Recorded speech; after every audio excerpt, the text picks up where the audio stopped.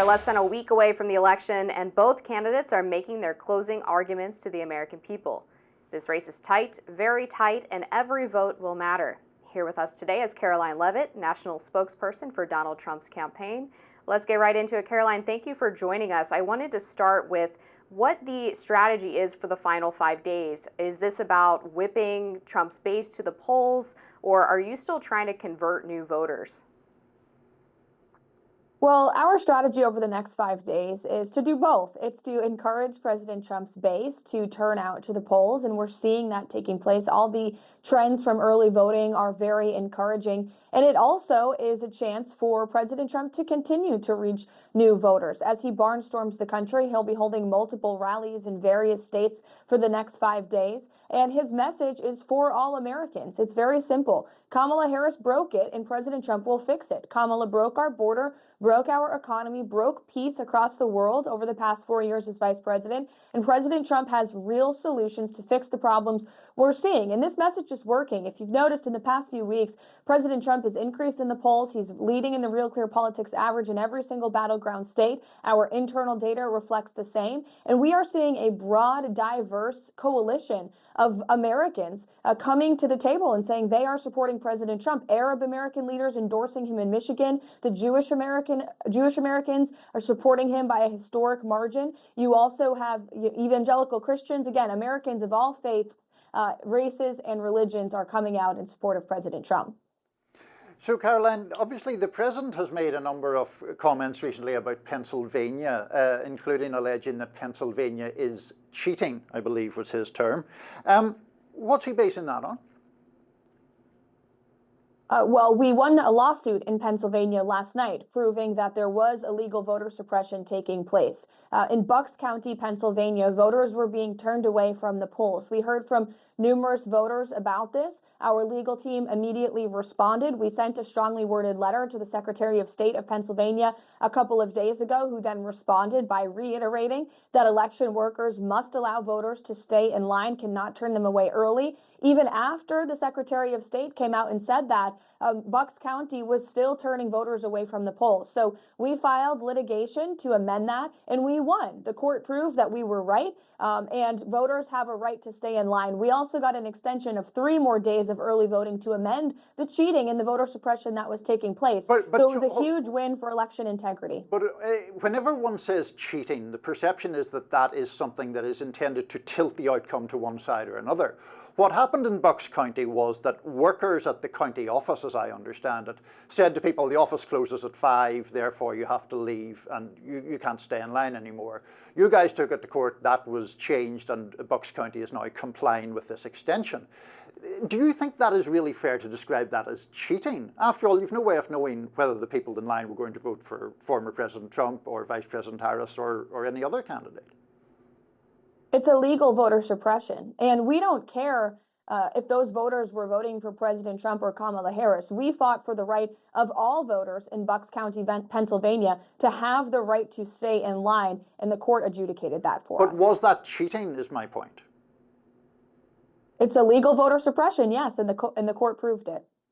I wanted to follow up on another case out of Pennsylvania that was reported on just recently, where a group was sending out text messages to voters telling them that they had either already voted or were ineligible to vote. Can you tell us a little bit more about that case and what we know about who was behind this? I'm not sure about that particular case, but I'm sure our election integrity legal team is on it. Okay, and to get to another question, during the recent Joe Rogan interview with the former president, he talked about how one of his biggest regrets and mistakes in his first term was not picking the right people to be in his administration. And there were people who would actively work against some of his policy proposals and the things that he wanted to accomplish. As he's going into a potential second term, what is he doing to ensure that the right people are there that are going to actually enact his agenda? Well, as President Trump has long said, he wasn't a Washington, D.C. guy when he was inaugurated as president of the United States. He was a New York guy. He wasn't a politician. He was a businessman. So he was new to the Washington, D.C. scene, and therefore he didn't know everyone. He had to just trust the recommendations of people he was just getting to know. But now President Trump has been in the political arena for 8 years. He understands who's good, who's bad, and who will help him implement his agenda to make America great again. There are so many talented people, both inside and outside government, who we're hearing from every day that are excited about President Trump's chances of victory on Tuesday and would love to be part of his administration. And you've seen some of those people campaigning on behalf of President Trump, like RFK Jr., Tulsi Gabbard, both of whom are former Democrats, by the way, who realize the Democrat Party has moved so far to the left that they're now joining President Trump's team. We also have Elon Musk, who has been campaigning for us. President Trump has said he will lead a government efficiency commission to cut the waste in our federal bureaucracy that is ripping off taxpayers. So there are so many amazing people in this country who I know President Trump will consider once the time comes. I know, Karoline, when one talks to the Harris campaign, one of the things that they make much of is what they believe to be a superior so-called ground game in their case, that they have an infrastructure to get their voters out. Do you think that former President Trump doesn't require that same infrastructure? In other words, that his voters are just sort of more enthusiastic generally? Or do you think that your ground game is actually as good or better than the Harris campaigns? I believe our ground game is better than the Harris campaigns. And let me tell you why. Our ground game is two things. It's one, data-driven, and it is people-powered. And our campaign for months, really for the better half of the last year, has been reaching out to voters directly in the key battleground counties and states. And we have identified people on the ground in these communities who are now serving as Trump Force 47 captains, as we call them. And the responsibility of these Trump Force 47 captains is to encourage voters in their respective communities and states to get out to the polls. And so we give them low impact tasks that will make a big difference on election day, and they are actively working on the ground. So it's people powered from the ground up rather than from the top down. And you do have an enthusiasm gap with the Democrat Party right now that we don't see with President Trump. President Trump is overwhelmingly supported by Republicans. We see this again in the early voting. We are winning the early vote in North Carolina and Pennsylvania. There's been a 20-point swing from where we were in 2020 with Republicans in the early vote. We're leading the early vote in Georgia and Arizona as well. And it's a testament to our ground game that has been focused on registering and now turning out voters to the polls. And certainly this early vote push is relatively new to the Republican Party. Is there any concern that you all could be cannibalizing people who would typically vote on Election Day, or are you seeing that these are really two separate groups and you still feel that you're going to have an advantage on November 5th? Well, we've been encouraging all of our supporters to get out and to vote early very consistently for quite some time now. President Trump has been leading that message, and we are seeing that voters are heeding his calls. Again, I just looked at the data this morning. We get fresh data every morning, and we're still leading the early vote in North Carolina, Arizona, Georgia. And again, there's been a huge shift in Pennsylvania towards Republicans. Now, of course, we're expecting a big turnout on Election Day as well. But the key with early voting is you don't know what could happen to you on Election Day, right? You could be running late at work, you could have a family emergency, and you can't bank your vote. So we're focused on keeping this push going, banking as many votes early as possible, and then that way, those folks also have more time to encourage their friends and their neighbors to get out and to vote for President Trump as well. Karoline, moving beyond Tuesday in a sense, I think one of the few things that almost everyone would agree on is that there's an enormously polarized nation. There's a lot of very angry people on both sides, and there's a lot of ill feeling in the political climate generally. Regardless of the result on Tuesday, will former President Trump do anything to tamp down those kind of tensions in the aftermath of the election? Well, he already is, and you've already seen that taking place throughout this campaign. President Trump has now survived 2 heinous attempts on his life. And even in the face of such danger, the Democrat Party has continued to vilify President Trump and his supporters. You have Kamala Harris, who is comparing President Trump to some of the worst mass murderers in history, labeling him Hitler, labeling him a fascist. This is dangerous and divisive political rhetoric that has led to real political violence. And again, 2 attempts on President Trump's life.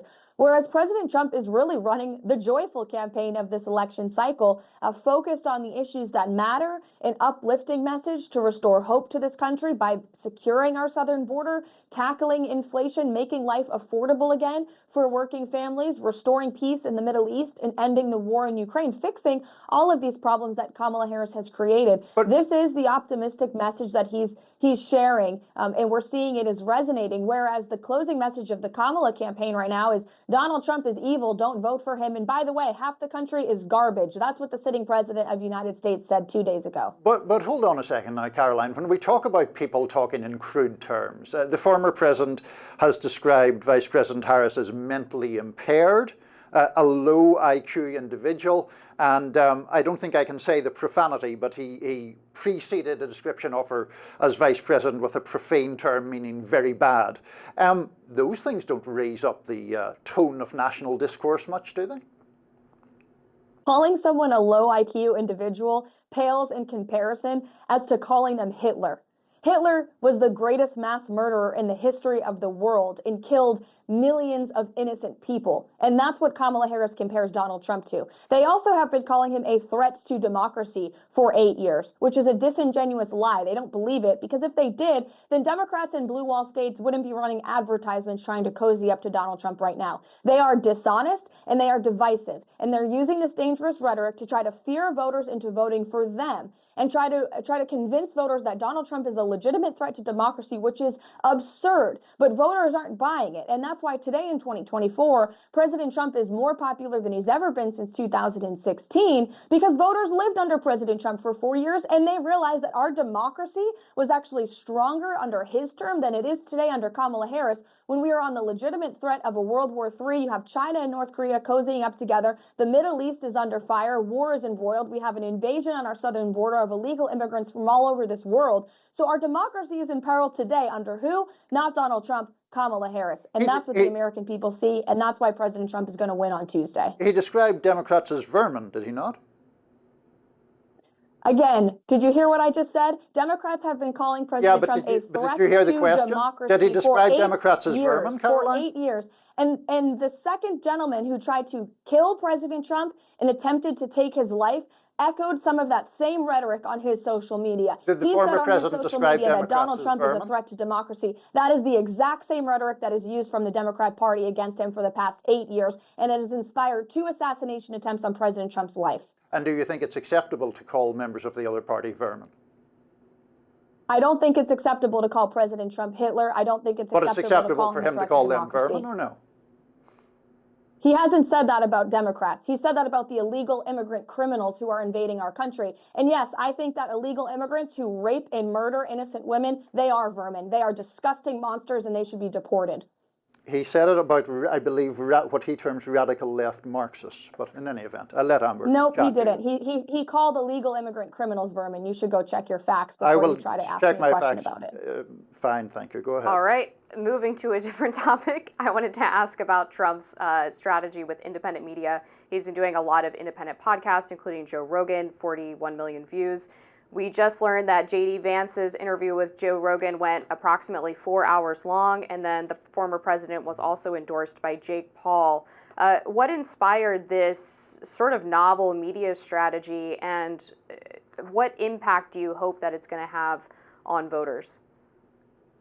Well, Americans don't trust the mainstream media anymore. Trust in our media networks is at an all-time low, and so they are seeking information and truth from alternative media sources such as the Joe Rogan podcast and many others that President Trump has participated in throughout this campaign. And this strategy has proven wildly successful. Every time President Trump has been on one of these podcasts, it instantly shoots up to #1 in the charts and breaks records. And it's because people want to hear what he has to say unfiltered from the mainstream media's bias. And so we've also been given free access to this podcast lane because Kamala Harris hasn't done many of them. She has refused to sit down with Joe Rogan. And frankly, it's because I think she's incapable of having real conversations about any issue under the sun without her team trying to dictate the topics in a set time. You look at Kamala Harris's interview with Fox News, you look at her town hall with CNN last week. Every time she does an interview, she bombs. It's a train wreck, and it's because she has no conviction. She doesn't know where she stands on the issues.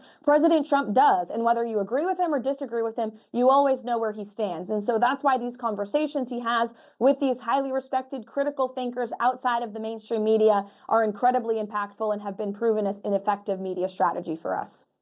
So the president referred to a New Hampshire crowd, since you asked us to fact check, and the quote is, "We pledge to you that we will root out the communists, Marxists, fascists, and the radical left thugs who live like vermin within the confines of our country."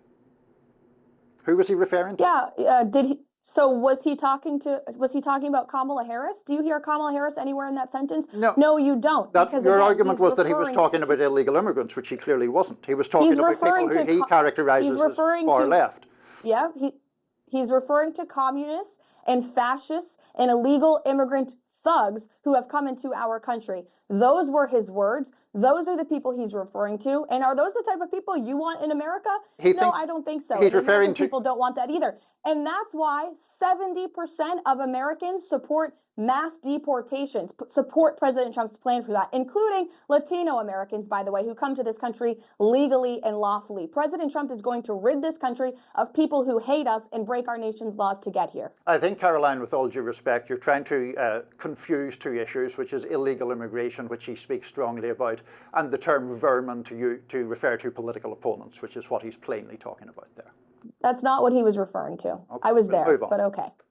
Let's get a little bit into the gender gap. We see that Kamala Harris's campaign has an advantage with women voters, whereas Trump has an advantage with male voters.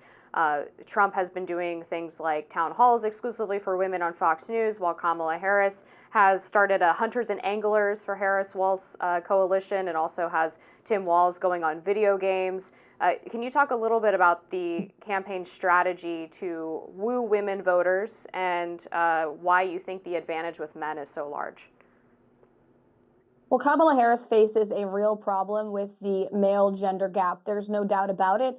And it's because her policies have hurt men over the past 4 years. So there's less money in their pockets. Men want to be protectors for their families. Kamala Harris has said on tape that she wants to go into the homes of law-abiding Americans and take their guns. That's not a very appealing message to law-abiding gun owners, particularly men who want the right to protect themselves and their families. Kamala Harris has been a terrible president for union workers. She wants to raise taxes. That's why union workers and many men who work in labor unions are supporting President Trump. 60% of the Teamsters supporting President Trump.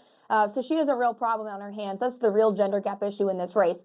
As for President Trump's message to women, he speaks about the issues that women care about every single day. We care about prosperity for ourselves and our families. We want more money in our pockets. We don't want to go to the grocery store and face prices that are 25% higher today under Kamala Harris than they were under President Trump. So women want affordability. Women also want law and order in our communities. And Kamala Harris has supported weak on crime, defund the police, open border policies that have allowed illegal immigrant criminals into the country. In fact, there are more than 500,000 convicted criminal illegal aliens in the country right now. Kamala Harris has no plan to do anything with them. In sanctuary cities, we're seeing them commit more crimes and then they're let off free. And that's every woman's worst nightmare. We've seen tragedies happen to women in this country. Laken Riley in Georgia, Rachel Morin in Maryland, Jocelyn Nungare in Texas. Just a few names of innocent women who were brutally killed at the hands of illegal people who Kamala Harris led into this country. President Trump is offering a message of border security and law and order, and that's a very appealing message to women. I can say as a woman myself and as a new mother, we want a president who is going to protect our country and make our lives more affordable and offer the American dream to future generations. Karoline, just something that's seemingly breaking at the moment in relation to the former president's comment at a rally yesterday, where he talked about protecting women whether they want it or not. Apparently, Vice President Harris is speaking to reporters in Wisconsin, and she says, and I quote, "It actually is very offensive to women to say that." What's your response to that? I think that's an objective opinion from one woman. The women that I talk to, myself included, and the thousands and thousands of women that we see show up at President Trump's rallies in every state across the country, wherever he goes, want a leader who is going to protect them, want a president who is going to secure our country's borders, want a president who is going to stand up for the law enforcement and our communities rather than disparage them and defund them. They don't want a leader like Kamala Harris, who has supported bailing out violent criminals from jail. Kamala Harris herself contributed to bail funds for violent criminals.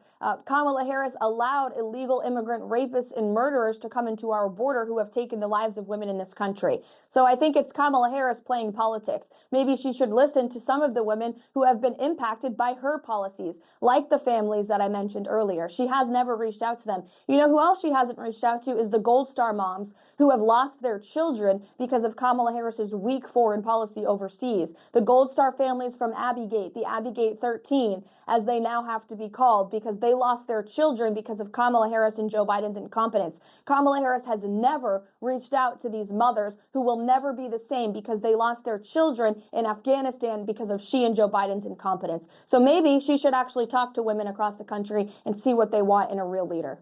One of the issues that our viewers really care about is the entrenched bureaucracy and sort of this perceived elite class of federal workers who are making policy on behalf of the American people despite being unelected. One of my criticisms from a conservative perspective of the first Trump term was I don't think he did enough to root out the quote-unquote deep state. In a second term, what is his plan to ensure that unelected bureaucrats are not in these major policy-making positions with the ability to essentially write the rules for the rest of us despite not being held accountable? Is he planning on using Schedule F revisions, for example, to root out civil servants?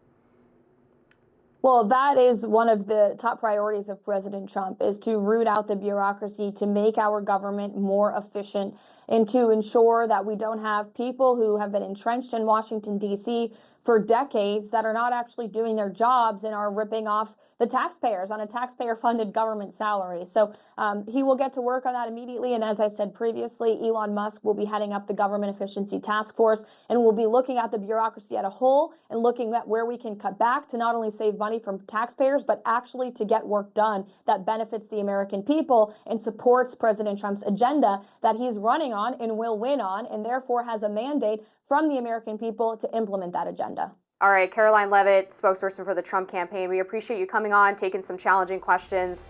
We'll have to have you back. We have a lot more to cover on Rising right after this.